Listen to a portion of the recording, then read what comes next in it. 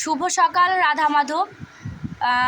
শুভ সকাল বন্ধুরা, তোমরা সবাই কেমন আছো? আশা করছি ভালো আছো। আমিও তোমাদের ভালোবাসায় খুবই খুবই খুবই ভালো আছি। ঘুম থেকে উঠে পড়েই আমার রাধা গোবিন্দকে তোমাদের সকলকে দর্শন করিয়ে দিলাম। রাধে রাধে। নিত্যদিনের মতো এই দেখো আমার রাধা গোবিন্দর বাসন আমি মেজে রেখে জায়গাটা পরিষ্কার করে রেখে দিলাম। এবার সংসারের কাজে নেমে পড়ব। এবার আমি ঘরটা গুছিয়ে নিলাম। এই যে সব এলোমেলো করে রাখে ছেলে। এই যে পাশের ঘরটাও গুছিয়ে রাখলাম। শুধু আমার ছেলে আসবে আর বিছানার চাদর এইভাবে উল্টে দেবে, এইভাবে উল্টে দেবে, ওই সাইড থেকে উল্টে দেবে, যে দৌড়ে পালাবে।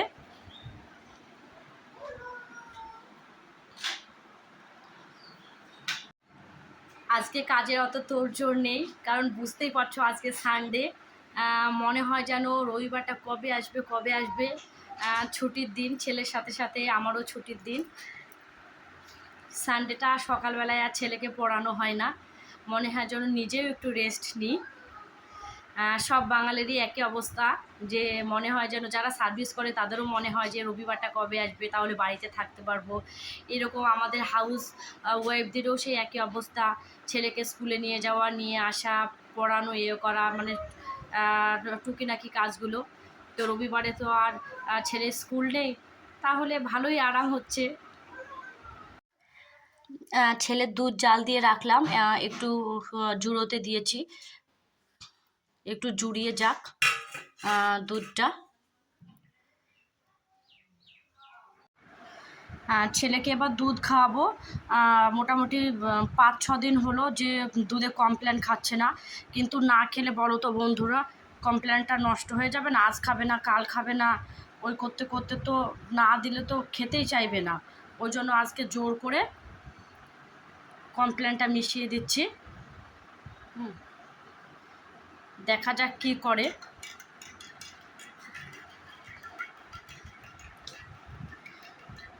এই যে মিক্স করা হয়ে গেল। ওই উপরের ওইগুলো ভাসে বলে বলবে নোংরা নোংরা, তাই বলবে। কথা শুনে হাসিও পায়। খাইয়ে দিই ছেলেকে। ছেলেকে দুধ খাইয়ে দিলাম। এবার আমি রান্নাঘরে যাব রান্না করতে। অন্যদিন 7টার সময় রান্না চড়িয়ে দিই, আজকে 8:30 বাজছে। এবার আমি রান্না করব। এই যে রান্নাঘরে চলে এসেছি রান্না করতে। এই যে আজ কী হবে, এই যে ভাতের জল ফুটে গিয়েছে, চাল দেব, ভাত হবে, কড়াইয়ে তেল দিয়েছি, মাছ ভাজবো। রান্না কী হবে, ছেলের মাছ ভাজবো, এই কাঁচা কলা দিয়ে আর এই গন্ধবাজালি পাতা দিয়ে তরকারি করব। আর আজকে যেহেতু রবিবার, এই যে মাটন করব। আর আজকে ছেলে স্কুল নেই, তাই এই যে সব রকম দিয়ে খিচুড়ি করব। কাঁচা কলা, পেঁপে, পটল, আলু, মটরের ডাল, মসুরির ডাল সব কিছু দিয়ে খিচুড়ি করব আজকে। এই মেনু। এই যে বন্ধুরা রান্না হয়ে গিয়েছে। তারপরে দেখছি মাছওয়ালা বলছে যে ইলিশ মাছ এনেছি, তো ওকে যেহেতু বলা আছে তাই নিতেই হবে। অনেক দিন ধরে ইলিশ মাছের খোঁজ করছিলাম, মানে সেই যেতে হবে সেই কৃষ্ণনগরে বাজারে, একা তো যাওয়া সম্ভব না। ওই জন্য প্রতিটা মাছওয়ালাকেই জিজ্ঞাসা করি যে ইলিশ মাছ আনবে কি না। তো যাই হোক আজকে এনেছে, এই যে দুটো নিয়ে রেখেছি। দুটোতে ওজন হলো তোমার 500 হলো, 250 করে হলো এক একটা মাছ। আর তোমার দাম নিল 500 টাকা কিলো। আমার খুব ফেভারিট মাছ। আমি মাংসর চাইতেও আমি ইলিশ মাছটা খুব ভীষণভাবে পছন্দ করি, মানে খুব খুব খুব ভালো লাগে। যেহেতু আমার বাবার বাড়ি পদ্মার কাছে, ছোট থেকে ধরো ইলিশ মাছটা খেয়ে এসেছি, ওই জন্য ইলিশ মাছের মানে ইলিশ মাছ যে কী সেটা আমি ভালোই জানি। এই যে ছেলেকে খাওয়াতে বসেছি খিচুড়ি আর মাছ ভাজা।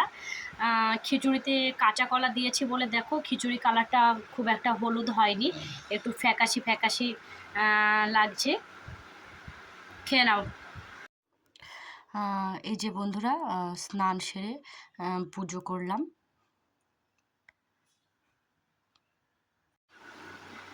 এই যে পুরোপুরিভাবে রেডি হয়ে এবার পাখার তলে বসলাম একটু চুল শুকোতে। এই যে বন্ধুরা আমার নিত্য সঙ্গী এইটা, এই যে জটটুটি। বছরে যে কতবার হবে তার ঠিক নেই, মানে গুণে শেষ করা যাবে না। তোমরা আমার ব্লগ তো এখন দেখতেই থাকবে, ব্লগ দেখলেই যে দেখতে পাবে, আমাকে বলতে শুনবে যে কী পরিমাণে আমার জটটুটি হচ্ছে। কোনো মানে একটু কোনো অকেশান লাগলেই এই জটটুটি হবেই। আমার নিজের বিয়েতে আমার জটটুটি হয়েছে, আমার দিদির বিয়েতে জটটুটি হয়েছে, আমার দিদির যখন রেজিস্ট্রি চলেছে তখন জটটুটি হয়েছে, আমার দিদির ছেলের যখন অন্নপ্রাশন হয়েছে তখনও জটটুটি হয়েছে। কিছু বলার নেই, কপালটাই খারাপ। এই সব সময় এই নিত্য সঙ্গী আমার এটা। কিছু হবে না, জ্বর নেই, কিছু নেই, টক খাই না, হঠাৎ দেখবো ঠোঁটের নিচে না হলে ঠোঁটের ওপরে একটা ঘা হয়ে বসে আছে।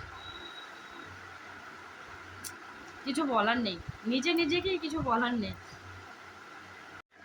আর ছেলে স্নান হয়নি এখনও, ছেলে দেখছি যে খেলতে খেলতে ঘুমিয়ে পড়েছে। তো কটা বাজলো, আচ্ছা 12টা 15 বাজলো। কখন উঠবে জানি না। তো যাই হোক, যখনই উঠবে ওকে স্নান করিয়ে দিতে হবে। আজকে দেখছি যে আপন মনে একা একা খেলতে খেলতে দেখছি ঘুমিয়ে গিয়েছে। একদম লক্ষ্মী ছেলের মতো। আজকে বলতে লাগেনি ঘুমানোর কথা। এই দেখো ছেলে ঘুম থেকে উঠে পড়েছে, দিয়ে তারপরে স্নান করিয়ে রেডি করলাম, দিয়ে এবার একটু ফোন দেখবে বলছে, তো ফোনটা এবার একটু ছেড়ে দিতে হবে ছেলেকে। এই যে খেয়ে নিজে খেয়ে ছেলেকে খাইয়ে এঁঠো পেরে বাসন দিয়ে চলে আসলাম।